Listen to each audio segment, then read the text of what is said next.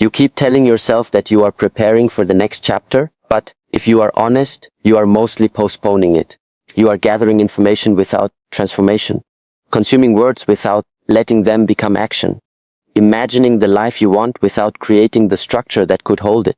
This is why your mind feels crowded and your spirit feels weak. This is why you feel movement without progress. You are not standing still because life is unclear. You are standing still because your habits are louder than your intention. And the hidden cost of this is not only lost time. The hidden cost is that every day you delay the necessary work, you teach your own nervous system that your deeper knowing cannot be trusted. You weaken the agreement between your mind and your actions. You speak one truth inside and live another outside. And that split becomes suffering. You think the danger is failure. No. The danger is self-betrayal repeated so often that it starts to feel normal. The danger is not that you will fall behind others. The danger is that you will fall behind yourself. You will become a stranger to your own potential. You will forget what clarity felt like the last time it visited you. You will mistake stimulation for aliveness and distraction for rest. You will keep feeding the ego tiny pleasures and then wonder why the soul remains hungry. A great change is coming, and I do not say this to excite you. I say it to sober you. Because when a great change approaches, most people become louder, not quieter. They talk more, they explain more, they seek more witnesses. They try to turn the becoming into a performance before the becoming has even become real. They confuse announcing with arriving.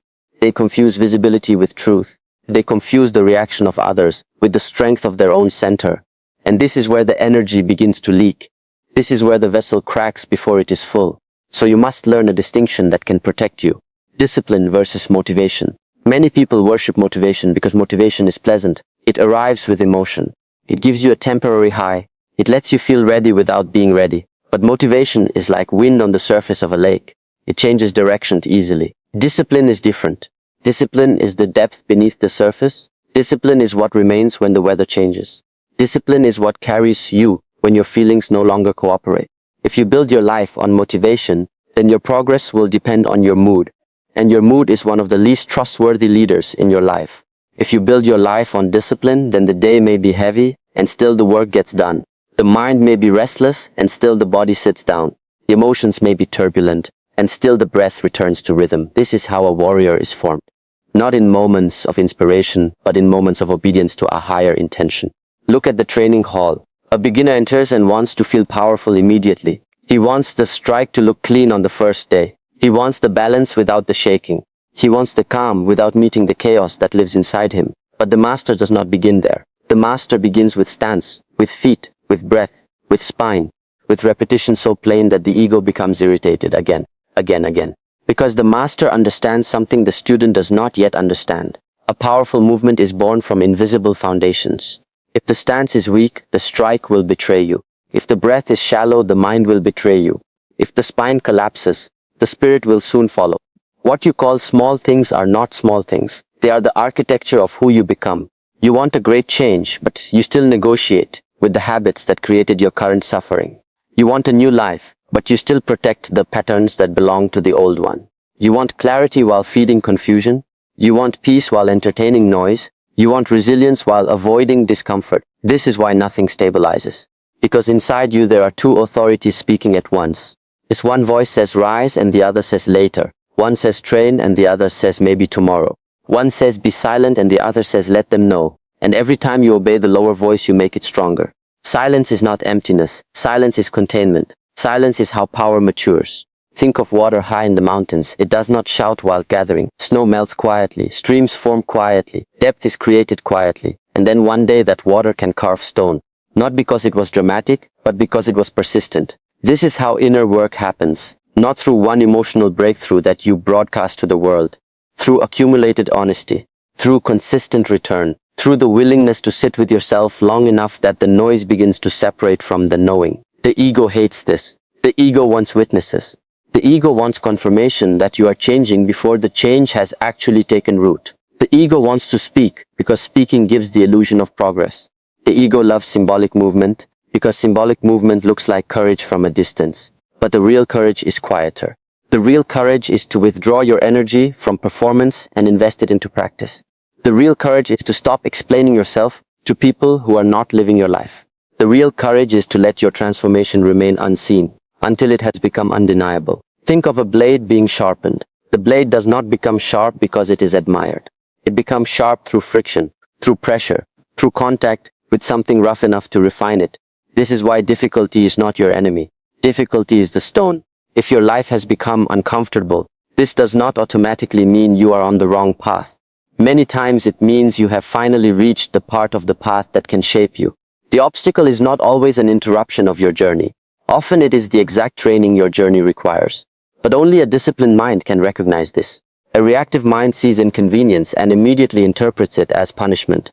A disciplined mind sees resistance and asks what strength this resistance is trying to awaken.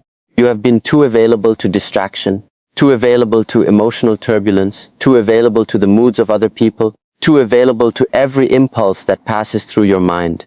If every impulse has access to your hands and your tongue, then you do not have freedom. You have internal chaos with fast reflexes. Freedom begins when awareness stands between impulse and action. Freedom begins when you can feel anger and not obey it. When you can feel fierce and still move. When you can feel emptiness and not immediately rush to fill it with noise. This is why the breath matters. This is why posture matters. This is why your relationship with stillness matters. Because the temple of the body is where awareness learns to remain seated while the storm passes through. Many people ask for purpose while living without discipline.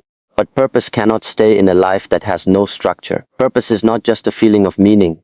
Purpose is a force that asks something from you. It asks your body to participate. It asks your schedule to change. It asks your comforts to loosen their grip. It asks your attention to become less cheap. You say you want a meaningful life, but do you understand that meaning often arrives dressed as responsibility? Not excitement, not applause, responsibility, repetition, restraint. If your attention is scattered, then purpose enters and finds no room to sit. There is a reason old traditions begin with simple practices. Breathe this way, stand this way, walk this way, eat with awareness, speak less, observe more. The modern mind hears this and becomes impatient. It wants complexity because complexity flatters the intellect. But simplicity exposes you. Simplicity shows you whether you can actually follow through. Anyone can be fascinated. Fewer can be faithful. Anyone can talk about awakening. Fewer can wake up early and meet themselves before the world enters the room. You must understand the difference between a limit and a limitation. A limit is real for now. Your current stamina, your current discipline, your current emotional capacity. A limitation is the story you build around that limit and then worship as identity. Maybe right now you can only sit in stillness for 10 minutes without wanting to run. That is a limit, honest, workable, trainable. But when the mind says this means I am not built for discipline, that becomes a limitation. The first is a fact of the moment. The second is a prison built by interpretation. A warrior respects limits and trains through them. A fearful mind turns every limit into a prophecy. And now I want you to slow down and look inward with ruthless gentleness. What are you pretending not to know? Where exactly in your life have you already received the signal to change, but kept delaying? Because delay still feels more comfortable than truth. What habit are you still protecting, although you already know its price? What conversation are you avoiding, because it will force you to choose? What part of your shadow do you keep decorating so that you do not have to confront it? Notice the evasions that look harmless. The extra scrolling, the unnecessary talking, the little indulgence, the constant checking the way you say you are thinking when in truth you are hiding. And ask yourself what you will lose if you continue. Not in theory, in reality. How much vitality, how much trust in yourself, how much dignity, how much life force. Because every day you refuse the necessary change, you pay in subtle currencies. First, less clarity, less courage, less self-respect. And by the time the outer loss becomes visible, the inner erosion has already been happening for a long time. This is why I tell you to stay silent. Not because silence is magical by itself. Silence only becomes medicine when it is joined with observation. Otherwise, silence is only the absence of sound. Real silence is when your speech no longer rushes ahead of your understanding. Real silence is when you stop throwing words over the places where your honesty should be. Real silence is when you can sit in a room without reaching for entertainment, simply to avoid hearing your own unfinished thoughts. If you cannot be alone without escaping, then you are not alone. You are imprisoned by dependency. In Shaolin training, the body learns something the mind resists. That stability is not stiffness. You can stand rooted and still be fluid. You can be soft without becoming weak. Water teaches this, bamboo teaches this, the spine teaches this when it is aligned.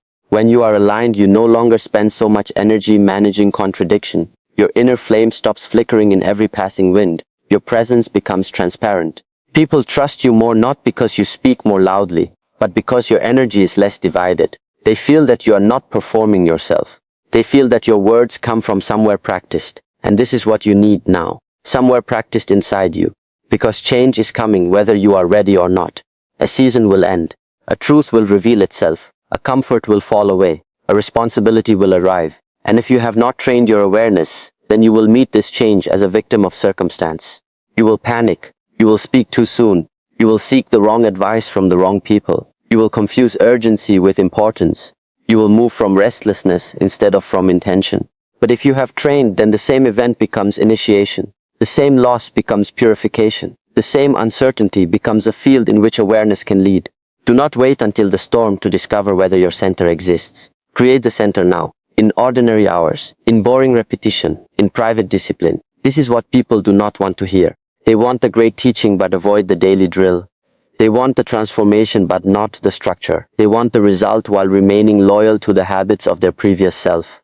It does not work this way. The new life is built by a new pattern repeated until it becomes character. The 5 hindrances will visit you while you try to do this.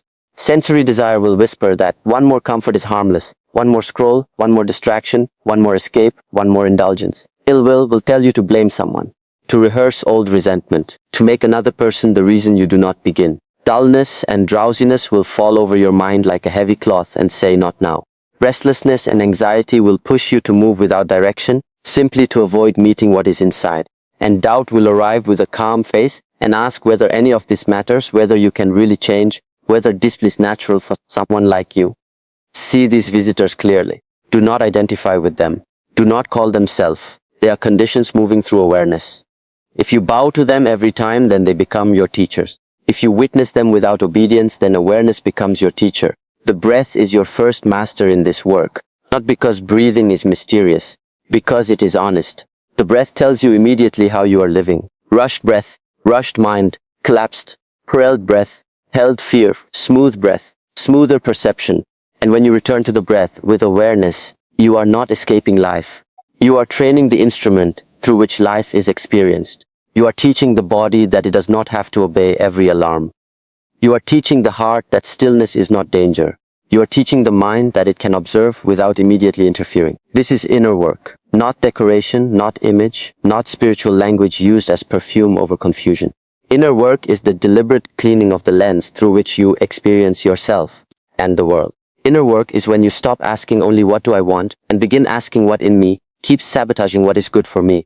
Inner work is when you stop feeding every version of yourself equally and start choosing. Because there is more than one you living inside this body. There is the impulsive one, the frightened one, the wounded one, the ambitious one, the resentful one, the noble one, the awake one, the disciplined one. Whichever one you practice becomes the one that leads. So practice the right self in silence, when no one is looking, when there is no reward except a cleaner conscience. Get used to invisibility. Get used to not being immediately understood. Get used to carrying a private fire that does not need constant air from outside. The strongest roots do not ask for applause under the soil. They only keep growing until the tree can bear weather. And pay attention to your speech. Speech is not innocent. Every unnecessary sentence spends energy. Every premature declaration creates pressure. Every complaint rehearsed often enough becomes identity. Every excuse spoken aloud makes future discipline harder. Words shape posture inside the mind. If you repeatedly say I am trying, then you remain in the corridor of indecision. If you say I am training, then the body hears instruction. If you say I will see, then life remains vague. If you say I will do this at dawn, then dawn becomes a contract. Be careful what language you let into your temple. Do not misunderstand gentleness. Gentleness is not indulgence. Gentleness without standards becomes decay, and standards without gentleness become violence. What you need is clear firmness. The kind a true master offers a sincere student, not humiliation, not harsh performance. Clear firmness, the kind that says, I see your potential too clearly to let you keep negotiating with your lower habits. The kind that says, your suffering is real but so is your responsibility. The kind that does not flatter your excuses because it respects your strength. There will be days when the old self returns with convincing arguments. It will say that silence is unnecessary, that training can pause, that you deserve a break from your discipline before discipline has even fully formed. Understand this pattern. The ego often speaks in the language of self-care when what it really wants is self-avoidance. True restoration is beautiful and necessary, but escape disguised as restoration will make you weaker. Learn the difference. One leaves you clearer, the other leaves you foggier. One deepens your spine, the other softens your resolve. One is medicine, the other is anesthesia. You do not need to become superhuman. You need to become coherent. This is the work. For your thoughts, your words, your breath, your body and your actions, to stop moving in separate directions.